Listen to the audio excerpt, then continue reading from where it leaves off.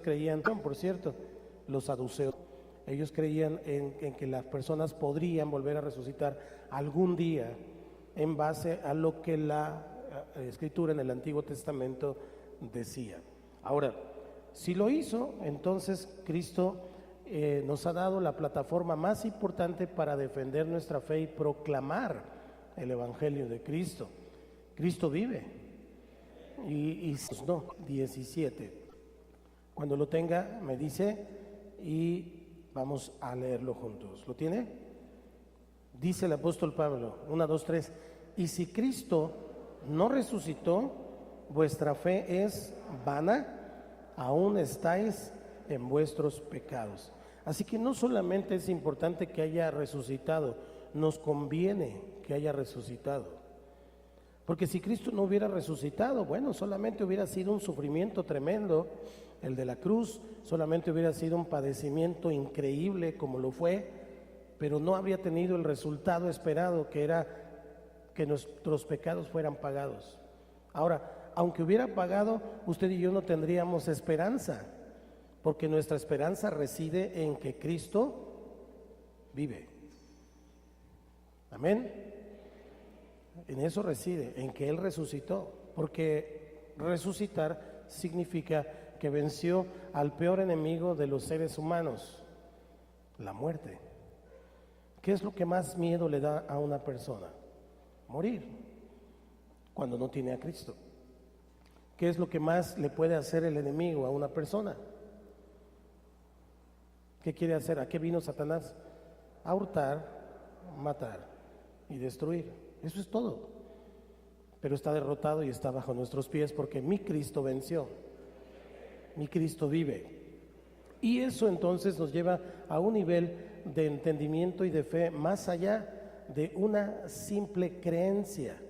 Usted y yo a lo mejor antes de venir al cristianismo teníamos alguna creencia y creía en alguna cosa, en algún asunto, en alguna imagen, en algún amuleto, en un ojo de venado, y se ponía su pulserita roja para que no le hicieran ojo, y un montón de cosas, ¿no? Hasta un escapulario, algo, un amuleto.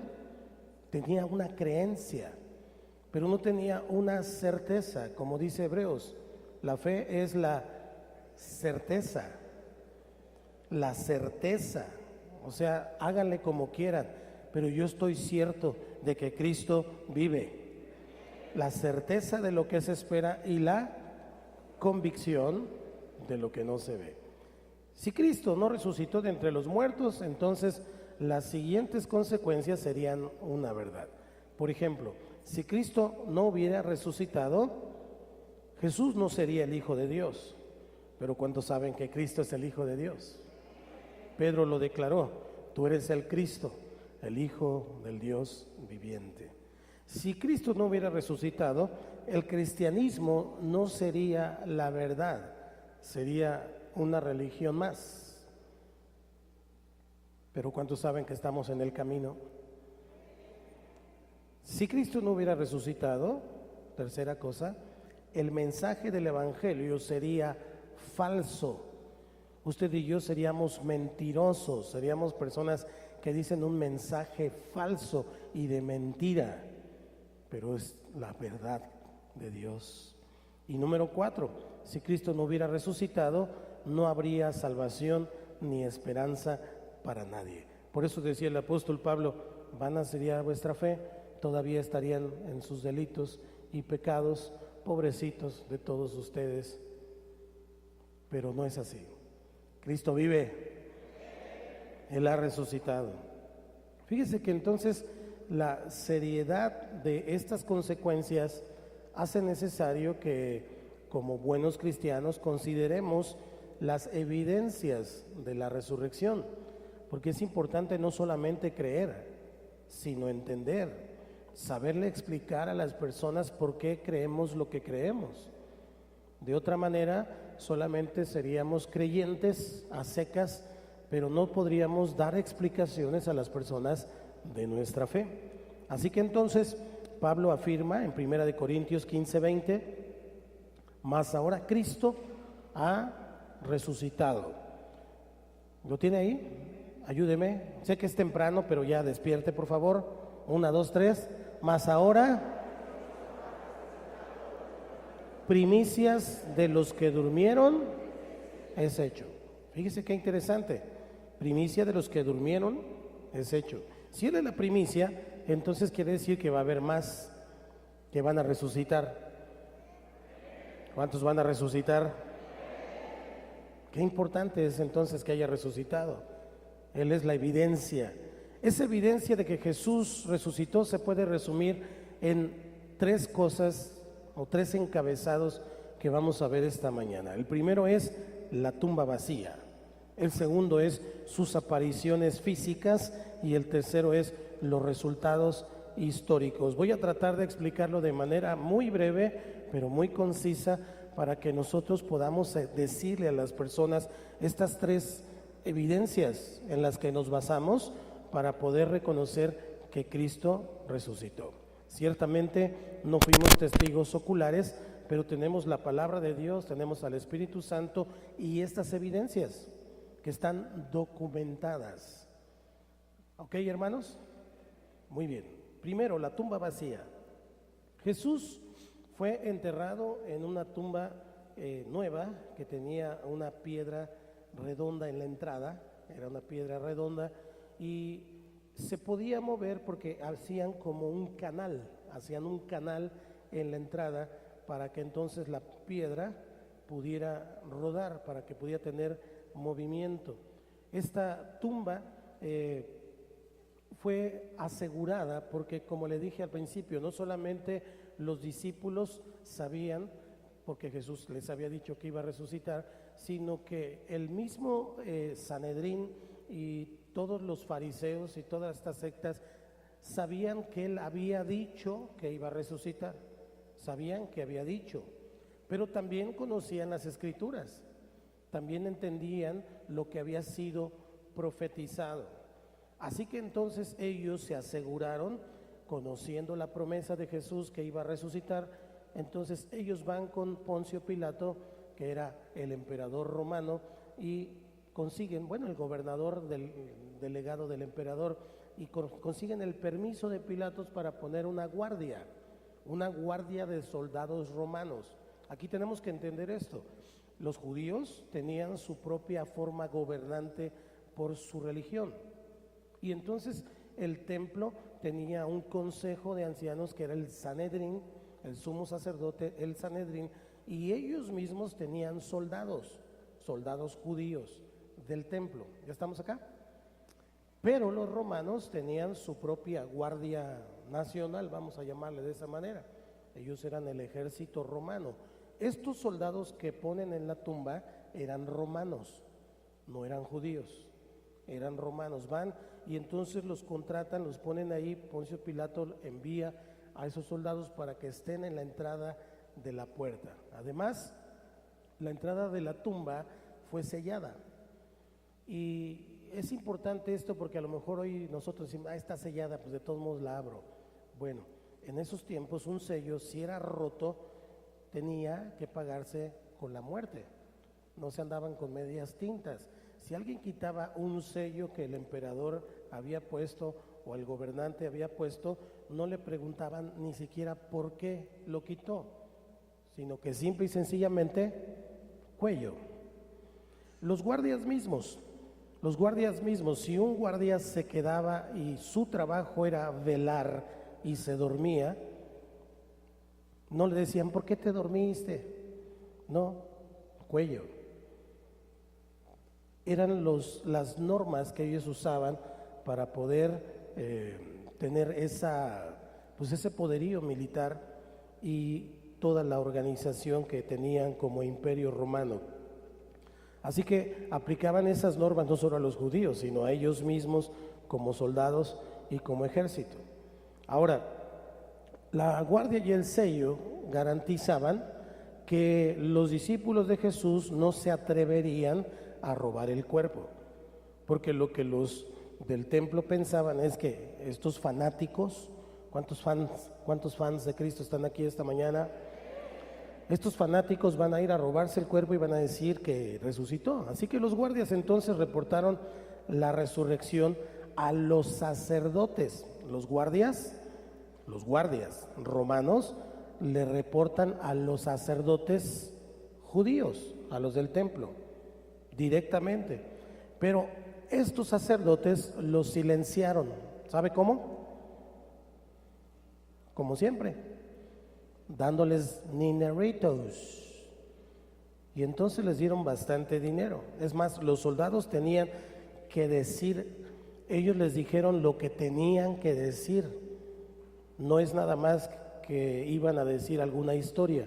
Los mismos sacerdotes le dijeron a esos soldados lo que tenían que decir y que ellos, mientras ellos se habían quedado dormidos, eso ya aplicaba sanción de muerte, pero los sacerdotes les prometieron, nosotros les vamos a hacer el paro con Poncio Pilato, pero ustedes digan que fueron los discípulos.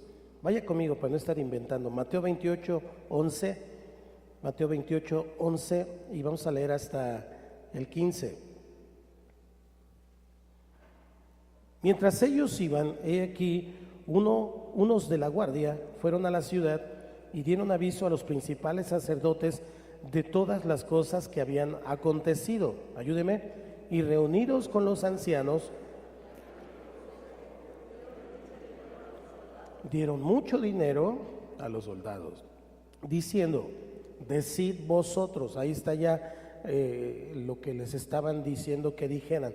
Sus discípulos vinieron de noche y lo hurtaron estando nosotros dormidos. Fíjate, el versículo 14 dice, y si esto lo oyera el gobernador, porque el gobernador los iba a mandar matar por dormirse, y si esto lo oyera el gobernador, nosotros le persuadiremos, o sea, nosotros les vamos a echar la mano y os pondremos a salvo, porque ellos sabían que si decían nos dormimos, los iban a matar. Pero aquí los sacerdotes dijeron, nosotros les vamos a echar la mano. Versículo 15 todos, y ellos, tomando el dinero, hicieron como se les había instruido. Este dicho se ha divulgado entre los judíos hasta el día de hoy. Los judíos siguen creyendo eso hasta el día de hoy.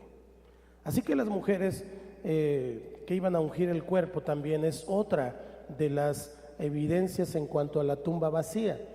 Estas mujeres estaban preparándose para ir a ungir el cuerpo de Cristo al siguiente día, y cuando llegan encuentran la tumba que estaba vacía, y el ángel, ahí había un ángel, y el ángel les anunció en Mateo 28, versículo 6, dice, ¿qué les dijo el ángel? No está aquí. ¿Ya lo tiene? ¿Cómo dice? No está aquí, pues ha resucitado, como dijo. Venid, ved el lugar donde fue puesto el Señor. Entonces las mujeres pudieron entrar y pudieron corroborar que efectivamente Jesús no estaba. Pero aquí encontramos otra situación importante, un ángel, que fue el mismo ángel que se le apareció a los guardias y que les hizo caer precisamente en esa confusión de sueño. Los discípulos dudaron del reporte de estas mujeres porque regresan y les dicen, y entonces Pedro y Juan corren, tenían que verlo con sus propios ojos y tenían que estar plenamente convencidos de lo que las mujeres les decían. Ahora, esto no quiere decir que eran incrédulos, sino que pues eran personas que no eran insensatos, no eran ingenuos, no era una cosa menor. Estaban hablando de la resurrección, estaban hablando de que Cristo dijo que iba a resucitar y efectivamente había resucitado. Entonces era gente común que tenía que presenciar con sus propios ojos los hechos tal como sucedían. Entonces ellos corrieron a ver y efectivamente no estaba. Yo creo que de todos, ninguno de los discípulos, excepto muy posiblemente Juan, estaba convencido de que Jesús estuviera nuevamente vivo, simplemente por la evidencia de la tumba vacía. Y además Juan lo reporta en el capítulo 20, Juan 20, 8 y 9. Si se fija, estamos viendo todos los evangelios todos los evangelios para ver todas las evidencias. Juan capítulo 20, versículo 8 y 9 dice: entonces entró también el otro discípulo que había venido primero al sepulcro y vio y creyó, porque aún no habían entendido la escritura que era necesario que él resucitase de los muertos. O sea, los demás, aunque la tumba estaba vacía, fíjese, todavía tenían ciertas dudas, todavía como que decían: ¿y habrán sido los soldados romanos? ¿O habrán sido los fariseos? O sea, es algo tan increíble que es muy difícil de creer. Aún a las personas ahora les cuesta mucho trabajo creer que Cristo resucitó. ¿Cuántos creen que Cristo vive? Así que muchas personas estuvieron involucradas en esto. Ahora, algunas personas aseguran que Jesús fue sepultado en una tumba al norte, en las afueras de la ciudad de Jerusalén. Si usted va a un tour a Jerusalén, están dormidos. Si usted va a un tour a Jerusalén algún día, entonces lo van a llevar a esa tumba, lo puede ver en internet, lo van a llevar a esa tumba. No necesariamente es la tumba de Cristo. Allí hay un huerto con una tumba, pero históricamente no se puede estar seguro que allí haya sido la tumba donde Jesús fue sepultado.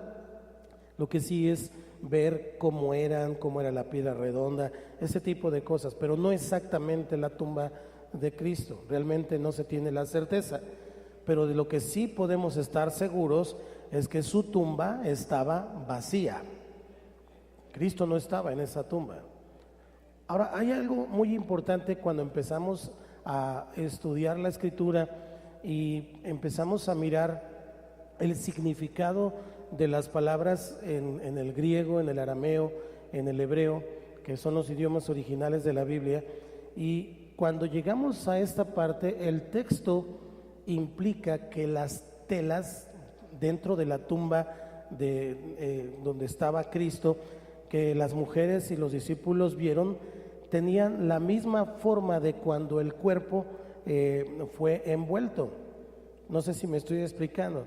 El cuerpo tenía que ser envuelto en unas telas, porque obviamente se descompone, lo ungían, ponían una mezcla de aceites y de hierbas para guardar el olor y todo del cuerpo. Y finalmente el cuerpo, a eso iban al otro día a ponerle más aceite para que la descomposición fuera poco a poco. Y entonces cuando llegaron, lo que encontraron, el griego dice eso, era como una forma de capullo. ¿Ha visto un capullo? Una mariposa. ¿Cómo queda el capullito en la planta? ¿Lo ha visto? ¿Sí? Bueno, así quedaron las telas donde Cristo estaba envuelto, con la forma de su cuerpo. ¿Cómo es que quedaron así? Por todos los fluidos líquidos, la sangre y todo reseco se quedó así. Ahora, ¿qué es lo importante de entender eso del griego? Pues indica que fue una desaparición milagrosa del cuerpo.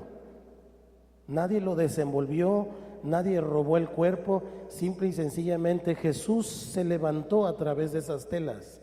Aleluya.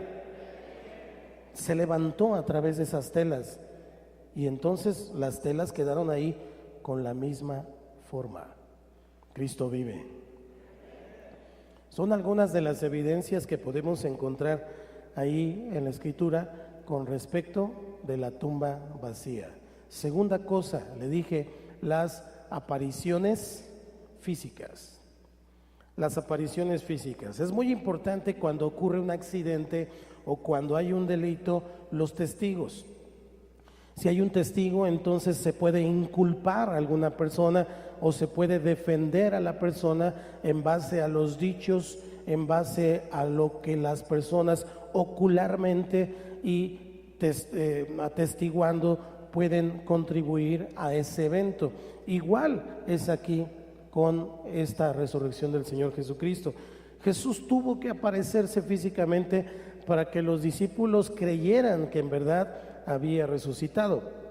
Muchas personas a través de la historia de la humanidad han rechazado estas apariciones de Jesús y dicen que son alucinaciones y dicen que fue una psicosis general, pero no existe ninguna evidencia en cuanto a que los testigos oculares de Cristo hubieran estado engañados y además por tanto tiempo.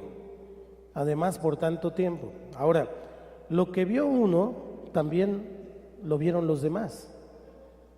Uno vio una cosa y los demás vieron esa misma cosa, esa misma situación. Ahora, psicológicamente, pues no estaban programados para soñar la resurrección como una simple idea. ¿Por qué? Pues porque ni siquiera creían al principio. Ni siquiera creían al principio que Cristo había resucitado. Las mujeres, el ángel les dijo, van, les dicen, ellos corren porque no creían, muy bien no creían. Fueron a ver, tenían que ver con sus propios ojos. Si hubiera sido un sueño o una psicosis, hubieran dicho sí, y se hubieran vuelto locos en ese mismo momento, pero no lo hicieron, tenían que comprobarlo. ¿Estamos acá, hermanos? Échale coco conmigo. Ahora, si las apariciones no fueron reales, ¿por qué los enemigos, es decir, los fariseos y todos los contrarios, no presentaron el cuerpo del Cristo muerto para callar todas las declaraciones de los cristianos? Porque estas declaraciones empezaron a fluir y a fluir y a fluir y a fluir. Y en el huerto vemos en la Escritura que Jesús se aparece primero a María Magdalena y luego a las demás mujeres. Después de su resurrección, Jesús se apareció por lo menos unas 10 veces. Se apareció a individuos, a grupos y una vez a más de 500 personas al mismo tiempo. Vaya conmigo a 1 Corintios 15, del 5 al 8. El apóstol Pablo está dando testimonio de esto y dice, y que apareció a Cefas y después a los 12, después apareció a más de 500 hermanos a la vez, de los cuales muchos viven aún y otros ya duermen. Después apareció a Jacobo, después a todos los apóstoles y al último de todos, como a un abortivo, me apareció a mí. Fíjate qué interesante. Pablo les recuerda a los lectores de la carta de Corintios que la gran mayoría de estas 500 personas todavía estaban vivas. ¿Por qué les dice eso? ¿Por qué les dice eso? En otras palabras les puede decir, significa, si quieres ve y pregúntales tú mismo. De esas 500 personas, muchas viven todavía, otros ya murieron, pero todavía viven muchos. Ve y pregúntales. 500 personas. Ahora,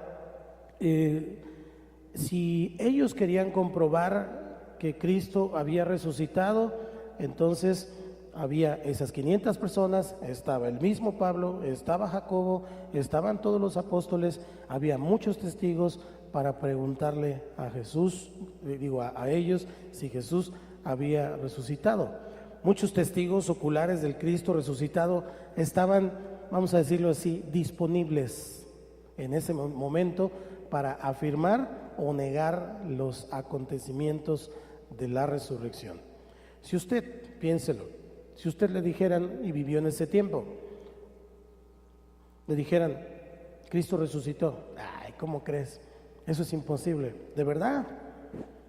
¿Y cómo lo sabes? Porque lo vimos, porque vimos la tumba vacía y estaban las telas de esta forma, así como le estoy platicando. ¿En serio? Sí, en serio. Es más, ¿te acuerdas de Juanito? Juanito, el que vivía allá a un lado de Chón. ¿Te acuerdas? Sí. Pues él también se le apareció Jesús. ¿En serio? Sí. Ve y pregúntale. No lo dice la Biblia, pero yo estoy seguro que estas personas, muchos de ellos, fueron con esos que todavía estaban vivos y les preguntaron, oye, ¿es cierto que Jesús vive? Porque de qué manera entonces el cristianismo se extendió y empezó a avanzar y empezó a establecer el reino de Dios en la tierra, si no fue de esa manera, de persona a persona. Sigue siendo el mismo método de Dios, por cierto, hasta estos días, de persona a persona. ¿Cuántos creen que Cristo vive? Cuéntele a otro que Cristo vive, para que él también crea, para que él también sea salvo. Y entonces Jesús se apareció en Jerusalén, en sus alrededores, se apareció en el huerto, en un camino que iba a Emaús, en una habitación cuando estaban reunidos, se apareció en el monte de los Olivos, también se apareció en un monte y a la orilla del mar de Galilea, cuando ellos andaban allá. Ya Jesús estaba haciendo unos peces asados ahí, les dijo: vénganse a comer, mis chiquitos, y se bajaron de la barca y fueron nadando hasta allá con él, ya resucitado. 40 días después de resucitar estuvo en la tierra teniendo todas estas apariciones. Los discípulos no esperaban la resurrección cuando las mujeres vinieron y les dijeron, y lo consideraban incluso como una locura. Fíjese, si hubieran estado dañados psicológicamente o engañados psicológicamente o con una psicosis colectiva con respecto de la resurrección, cuando vienen las mujeres no les hubieran dicho: están locas. Lucas 24:11. ¿Cómo dice Lucas 24:11? 1, 2, 3. Mas a ellos les parecían locura las palabras de ellas y no las creían. Así que entonces el asunto de los testigos fue importante no solamente para usted y para mí ahora, fue importante para los mismos discípulos en ese momento. En ese mismo momento fue importante para ellos. Los dos que iban por el camino de Emaús expresaron su desafío y su desatino, su tristeza con esas mismas palabras. Lucas 24:21. Lucas 24:21. Ellos iban agüitados, para entender mejor el contexto. ¿Entiende? Agüitados, así como la cara que a veces trae. Iban agüitados, iban así todos, iba a decir cabizbundos y meditabajos, pero es al revés. Así iban. Y entonces iban platicando y mire lo que decían: pero nosotros esperábamos que Él era el que había de redimir a Israel. Y ahora, además de todo esto, hoy es ya el tercer día que esto ha acontecido. O sea, decían, Él dijo que iba a resucitar, ya hoy es el tercer día. O sea, no creían. Y fue en ese momento que Cristo los acompañó y empezaron a platicar con Él y no se dieron cuenta hasta después. Y ardía, dijeron, con razón, ardía mi corazón cuando estábamos hablando. ¿Estamos acá, hermanos? Entonces, son testigos. Cuando reconocieron a Jesús, ¿qué hicieron? ¿Conoce la historia? Corrieron de regreso a Jerusalén a decirle a todos los demás: nos encontramos en el camino a Jesús. ¿Cuántos se han encontrado en el camino a Jesús? Pues corra a darle la noticia a todos los demás. Cristo vive. Tu Cristo no está colgado de una pared, tu Cristo no está colgado de tu cuello, tu Cristo está sentado en el trono a la diestra del Padre y vive para siempre.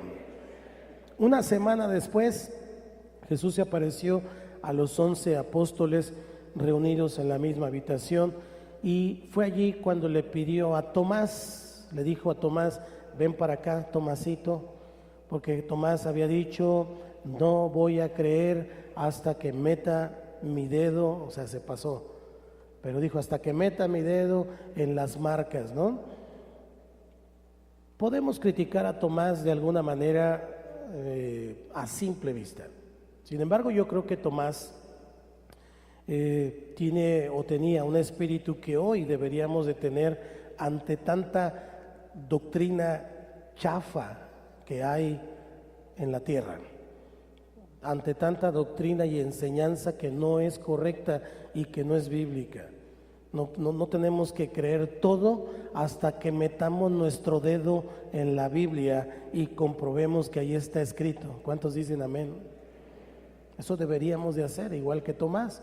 Pero entonces el Señor, que amaba a Tomás, le dice a Tomás que se acercara a revisarlo y comprobar que él era Jesús. Le dijo de esta manera, vaya conmigo a Juan 20:27, dice: luego dijo a Tomás: pon aquí tu dedo y mira mis manos, y acerca tu mano y métela en mi costado, y no seas incrédulo sino creyente. Y después ahí dice: bienaventurados los que no vieron y creyeron.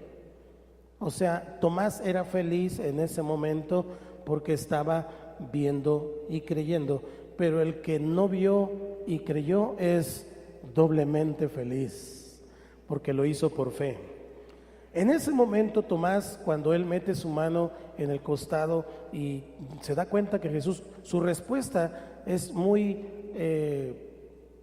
típica de alguien que se da cuenta de la verdad, y él dijo: Señor mío y Dios mío. Esa fue la respuesta de Tomás. Tal vez sea bueno que los discípulos hayan dudado. Piénselo. Tal vez sea bueno que los discípulos hayan dudado. Eran gente honesta, eran gente terca en muchos sentidos. Jesús no llamó a los mejores de todos los mejores.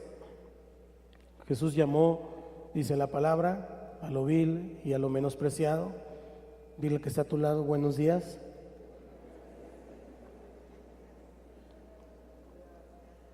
A lo vil y a lo menospreciado. Y entonces, esta gente que Jesús había llamado estaba indispuesta a querer aceptar algo a menos que los hechos indicaran lo contrario. Hay una frase de un escritor, A.B. Bruce se llama. Él dijo: los evangelistas han narrado estas dudas para que nadie tenga más dudas. Es importante que ellos hayan dudado, porque en su duda usted y yo vamos descubriendo todo esto que Jesús hizo, apareciéndosele a unos, a otros, a otros. Cuando las mujeres vienen, ellos lo comprueban. Estas dudas es para que nadie tenga más dudas de que Cristo vive. Cristo se apareció a Saulo de Tarso en el camino a Damasco, donde Saulo planeaba precisamente encarcelar a más cristianos, perseguirlos, matarlos, y fue necesaria la aparición de Jesús resucitado para cambiar a este hombre, a este fariseo, que además de ser fariseo, era de carácter o de temperamento fuerte, así como algunos que conozco, que no les pueden decir mi alma porque quieren, ¿qué quieren? Se saben esos versículos. No le puedes decir mi alma porque quiere su casa aparte, ¿no? Y a mí ni me digas nada porque luego se prende, tiene la mecha corta. Habla ahora.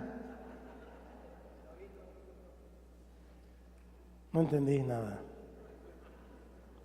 Pero Pablo era así, Saulo de Tarso era así. Se sacaba la espada de volada. No, nada de que explicaciones. No, espérame, es que es el verdadero Dios. Nada, órale. Así era Saulo de Tarso. Y nos damos cuenta porque hay gente que después el Señor manda, un varón que se llama Ananías. El Señor le dice: oye, está Saulo en tal lugar, ve a verlo. Yo no voy, me va a matar. Saulo, el que mata a los cristianos, sí, ve a verlo, ora por él. Y si me mata, o sea, vemos cómo la gente le temía porque era famoso en ese sentido, era malvado, aunque él lo hacía apasionado pensando que estaba sirviendo a Dios. Estaba equivocado. Muchas personas en este tiempo piensan que están sirviendo a Dios, pero están equivocados. Es necesario contarles esta historia que Cristo vive, para que tengan un encuentro, tal como lo tuvo Saulo de Tarso, y entonces se convirtió de un incrédulo y asesino de los cristianos a un fiel cristiano y al más prolífico escritor de la Biblia en el Nuevo Testamento. Pero no solo eso, sino que tuvo una revelación tremenda, estuvo comprometido con Jesús y ahora sí que les volteó la bandera a los fariseos y ahora el perseguido era él. Pero no le importaba, porque había entendido, y esto es muy importante que lo sepamos, Pablo era un hombre estudiado, letrado, había aprendido a los pies de Gamaliel y a él no le iban a adorar la píldora. Pablo sabía lo mismo o más que el sumo sacerdote de las Escrituras. Y a él no le iban a adorar la píldora contándole historias, porque él conocía la Escritura. Cuando se le aparece Jesús y le dice, ¿por qué me persigues? ¿Por qué me persigues? Lo tira del caballo y le dice, no des coces contra el aguijón. ¿Sabe qué es un aguijón? Un aguijón es una punta, es una punta. Y Pablo le daba patadas. ¿Cuánto le darían una patada a una espada de frente? Pues solo que esté loco. Eso es lo que hacía Pablo. Y entonces Pablo se convirtió al Señor. Esa es otra evidencia, una aparición física a un hombre que tiene una erudición, un conocimiento que nadie podía refutar en cuanto a lo que él conocía de Dios, de las profecías, de las Escrituras. Es más, creo que por tanto conocimiento, cuando se encuentra con el Mesías, conecta todo y comienza a ver todos los hechos, comienza a ver todas las situaciones y todo lo que ya sabía de las profecías y de las Escrituras. Al darse cuenta que ocurrió, entonces dice, él es el que estábamos esperando. Un judío, un fariseo de fariseos, un erudito de la Escritura, que finalmente tuvo un encuentro con Dios. Fue él quien dijo que la letra mata y el Espíritu vivifica. Necesitamos un encuentro con el Cristo vivo. ¿Cuántos dicen amén? Los apóstoles proclamaron con una palabra que recientemente en la oración estuvimos orando, denuedo. Diga conmigo, denuedo. Denuedo es una actitud de valentía, arrojo, con un toque de coraje, así, enchilados pero en buena onda, así, fuerte, así, con denuedo empezaron a proclamar el mensaje, un mensaje que era poco común, era un mensaje que decía que un hombre se había muerto y al tercer día vivió. Por todo el imperio romano empezaron a proclamar que Jesús había resucitado de los muertos. Luego, ¿qué vino para ellos? Azotes, prisión, la misma muerte. Si hubiera sido una mentira, ellos hubieran resistido proclamar ese mensaje mentiroso durante algún tiempo, pero no 50 y 60 años de persecuciones, de azotes, de cárceles y hasta de crucifixión al mismo Pedro, defendiendo una mentira que Cristo había resucitado. ¿Estamos acá? Si hubiera sido mentira, ellos no hubieran defendido eso durante tanto tiempo. Si hubiera sido una moda pasajera por un tiempo, pues un año tal vez, 2 años tal vez. Y después iban a decir, no, ya para qué voy a seguir diciendo esto, si me persiguen, me matan, me quitan mi dinero, me meten a la cárcel. No, ya, ahí muere. No, ellos sabían que Cristo había resucitado. Y eso era el motor de su vida en el camino.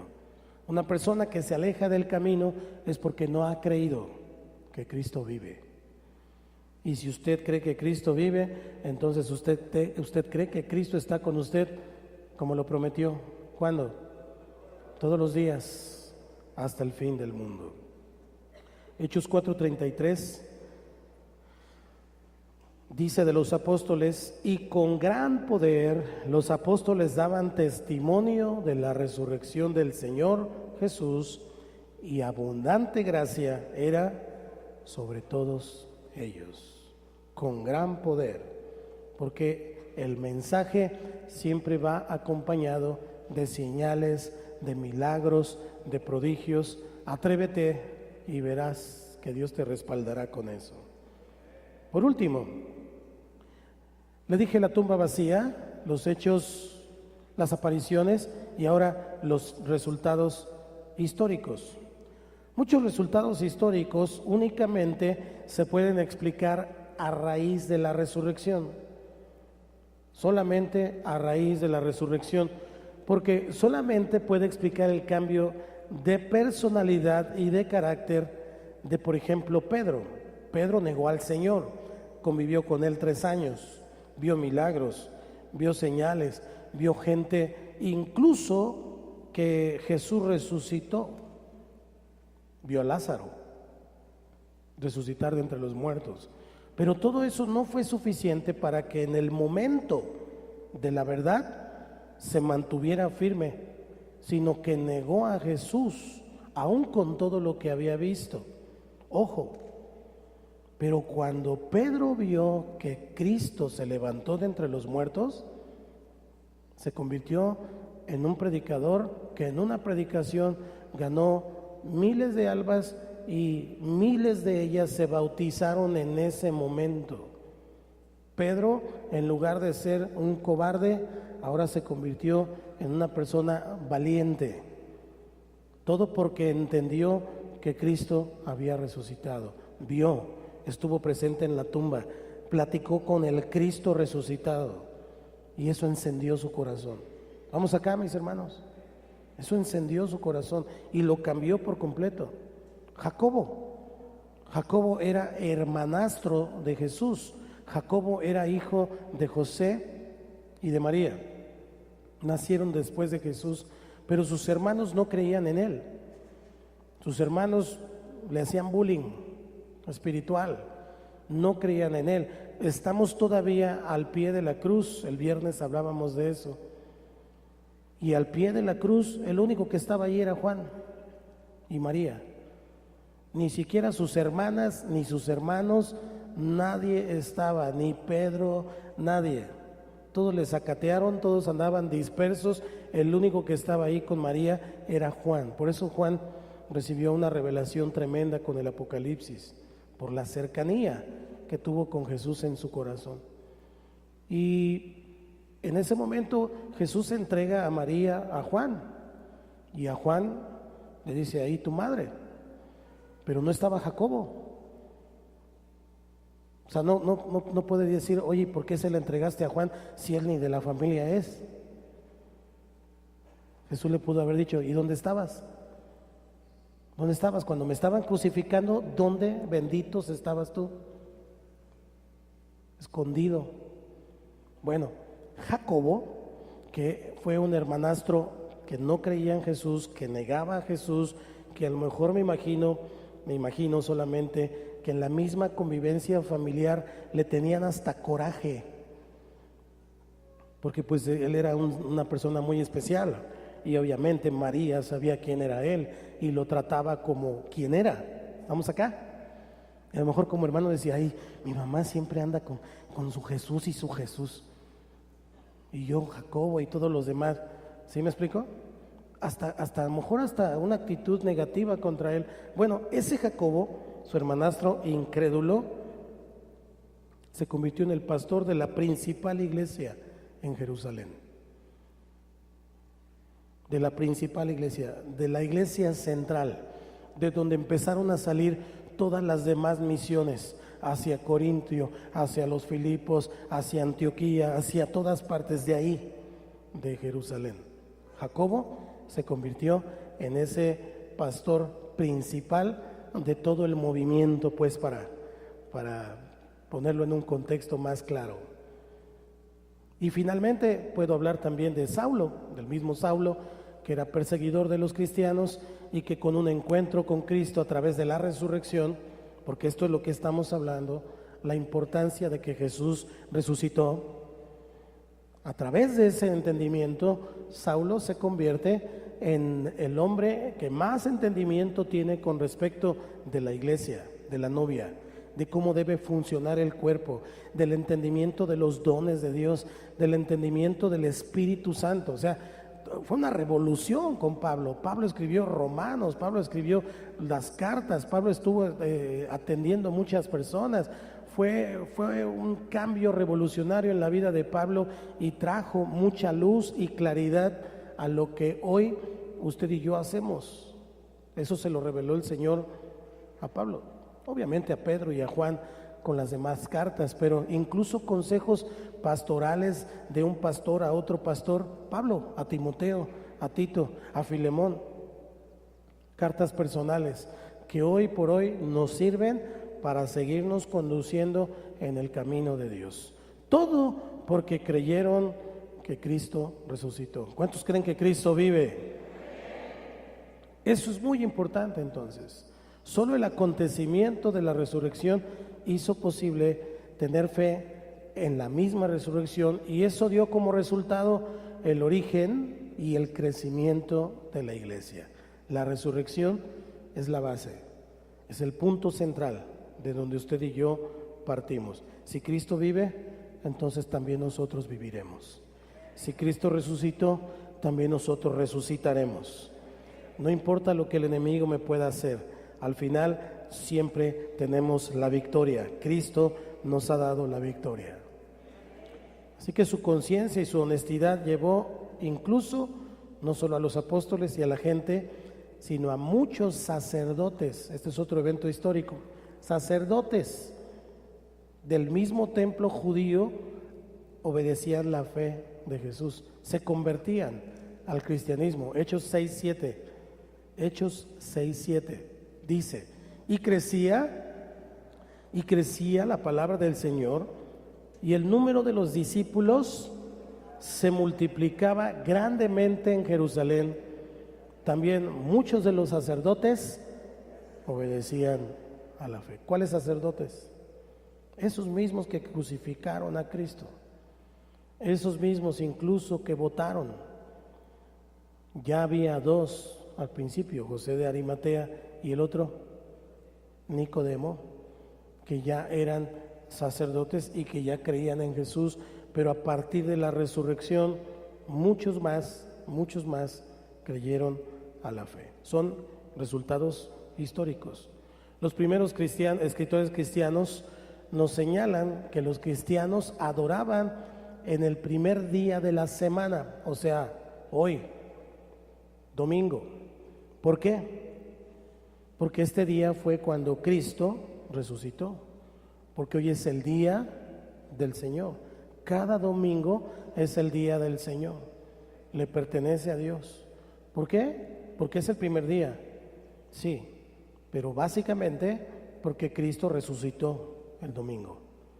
Cada domingo usted y yo celebramos que Cristo vive.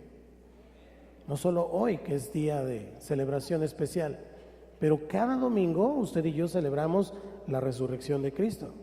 Porque si Cristo no hubiera resucitado, vana sería nuestra fe. La resurrección es el fundamento. Él es el fundamento. Y usted y yo entonces creemos en eso. La validez del bautismo, por ejemplo, ¿cuántos se bautizaron ayer? 60 personas, le damos la gloria al Señor. Algunos de los bautizados están aquí, levanten su mano los que de los bautizados, gloria a Dios. Y de los otros 60 quedaron noqueados, yo creo, por el Espíritu Santo y en una lucha con Satanás. 60 personas ayer. El mismo bautismo no tiene sentido sin la resurrección. No tiene sentido, porque lo que hacemos al bautizarnos es identificarnos con la muerte y la resurrección de Cristo. Romanos capítulo 6, versículo 4 y 6. No lo voy a leer, pero pónganlo si quieren, solo para que tengan las notas. Romanos 4, 6, Colosenses 2, 12 al 13 y Primera de Pedro 3, 21. El bautismo está ligado directamente con la resurrección. De nada serviría bautizarnos si no creyéramos que Cristo resucitó. Porque lo que hacemos realmente es morir al pecado y resucitar en el Espíritu, en Cristo Jesús. Eso es lo que dice la palabra. Por ejemplo, Colosenses: sepultados con Él en el bautismo, en el cual fuisteis también resucitados con Él mediante la fe en el poder de Dios que le levantó de los muertos. O sea, el bautismo no tiene sentido sin la resurrección. Nada de lo que hacemos como cristianos tiene sentido sin la resurrección. Esto significa que la cena del Señor que tuvimos el jueves no es simplemente una conmemoración, no es un recordar a un mártir muerto. No, la cena del Señor es la comunión con un Señor vivo. Eso es la cena del Señor. No estamos recordando a un mártir, no. Estamos cenando con el Rey de Reyes y Señor de Señores. ¿Qué significado entonces tiene la resurrección de Cristo? Significa que el Dios viviente, el Dios del universo, ha actuado en la historia, metió su mano en la historia, porque todo es antes y después de Cristo. Y han pasado cientos de filosofías, han pasado un montón de situaciones a nivel mundial y esto no ha cambiado. La historia todavía se mide en el antes y en el después de Cristo. El Señor ha metido su mano en la historia porque Él es el Señor de la historia. Significa, la resurrección de Cristo significa que Dios es real, que Dios es real. Significa que Cristo es Señor, Él es el Curios de Dios, Él es Señor. Significa que Dios encarnó, que dejó su trono y se hizo hombre. Significa que el hombre, usted y yo, tenemos esperanza a través de Cristo. Significa que Él es verdaderamente el único camino, la verdad y la vida. Y que nadie, absolutamente nadie, va al Padre si no es por Él, por Jesús. Jesús es el centro. Jesús es el centro. Y como el centro, Él tiene dos eventos: su muerte y su resurrección. Es ahí en donde usted y yo podemos centrar, basar nuestra fe, y entonces venga lo que venga, pase lo que pase, no importa, porque Cristo resucitó. Sin embargo, cada persona debe escoger por sí misma. Yo le puedo mostrar esta y otras evidencias. Si quiere un libro y le gusta leer, pues cómprese un libro que se llama Evidencia que exige un veredicto. De una vez le digo que no es un librito de esos delgaditos, así que de testimonios que le gustan. Es un libro así de choncho. Y si lo va a leer, órale, aviéntese. Evidencia que exige un veredicto. Léalo, léalo. Y usted va a tener mucho más contenido.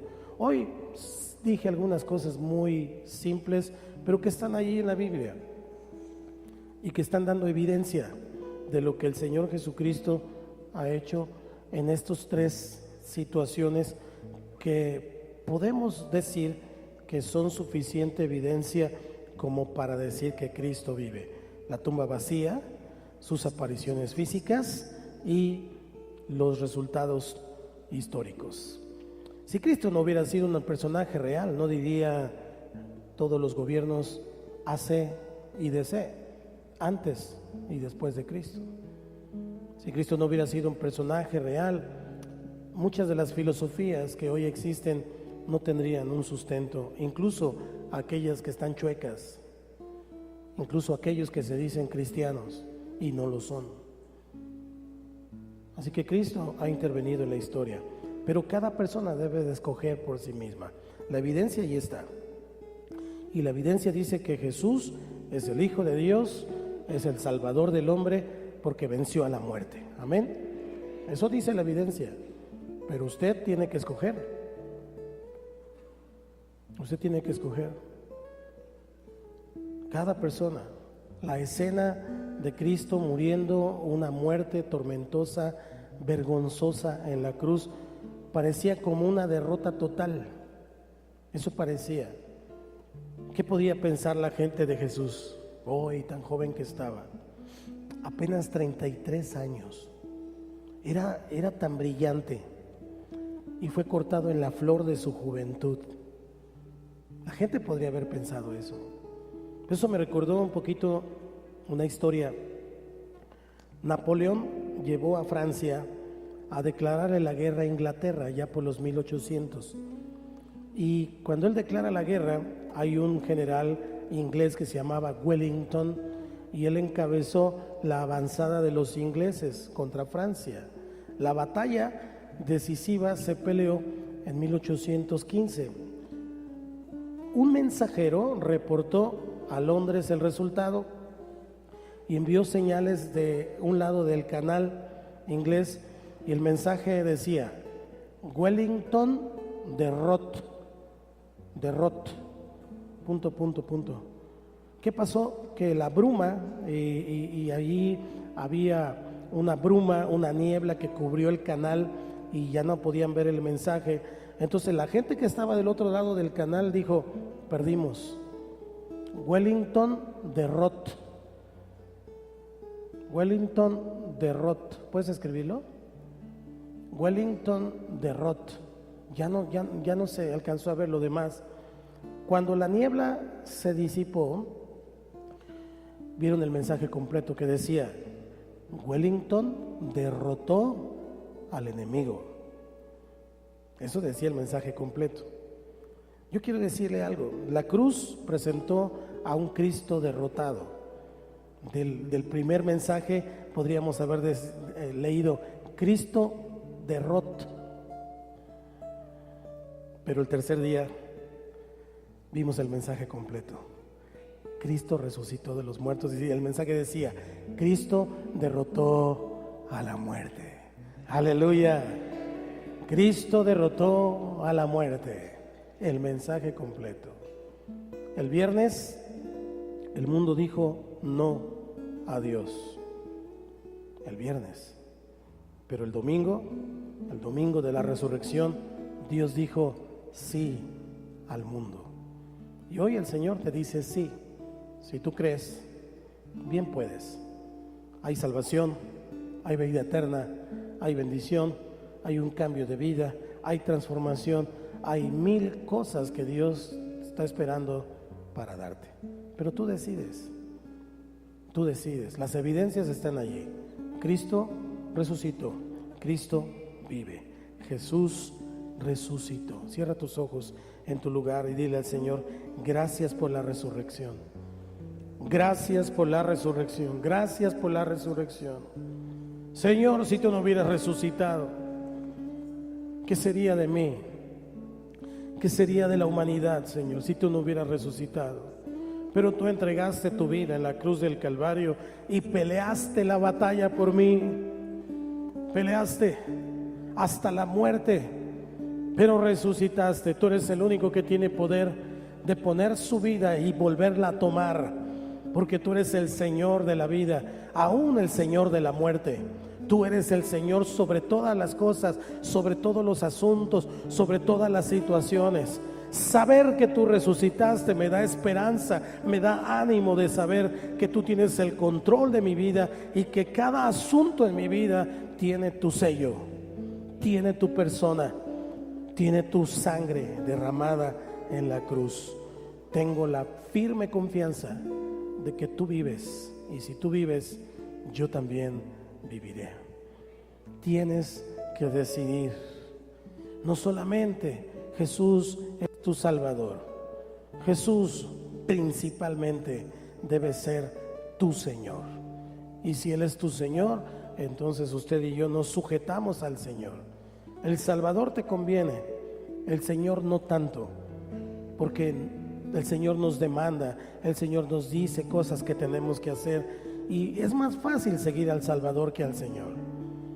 Pero el Señor, Él quiere ser tu Señor y tu Salvador. No solamente la persona que te salva, sino la persona que es tu dueño, tu amo, el que guía tu vida, el que decide en tu vida. Si tú te abandonas al Señor y le dices, Señor, te entrego mi vida, entonces Dios sabrá qué hacer con ella. Tal vez tú ya no sabes qué hacer con tu vida. Dios siempre sabe. Entrega tu vida a Cristo. Repite conmigo, Señor Jesús, esta mañana me arrepiento de mis pecados. Hoy te abro mi corazón y te recibo como mi Señor y como mi Salvador. Entra en mi vida, hazme una nueva criatura. Te lo pido, Padre, en el nombre de Cristo Jesús. Siga adorando al Señor. ¿Hay alguien aquí que haya hecho esta oración por primera vez?